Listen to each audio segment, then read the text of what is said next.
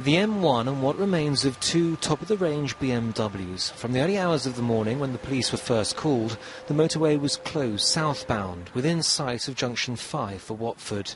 Two men aged 22 and 24 were killed as one or both of these vehicles lost control at high speed, careered into a safety barrier and ended up strewn across the carriageway.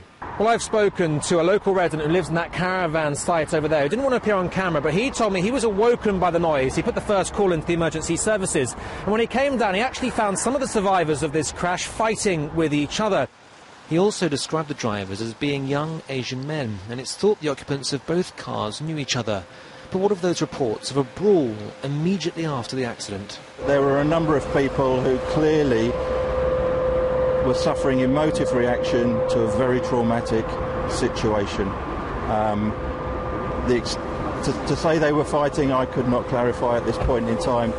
There were clearly, there was a lot of emotive thinking that needed to be calmed down. This afternoon, the police arrested one of the drivers, a 25-year-old man, on suspicion of causing death by dangerous driving. And as the Highways Agency worked through the night and morning, gridlock here and across West London. A commute of 15 minutes took 2 hours, with tailbacks on the M25, the A41 and A1 as traffic was diverted.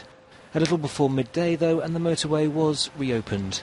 The knock-on to traffic took much longer to clear. Alex Bushell, BBC London News.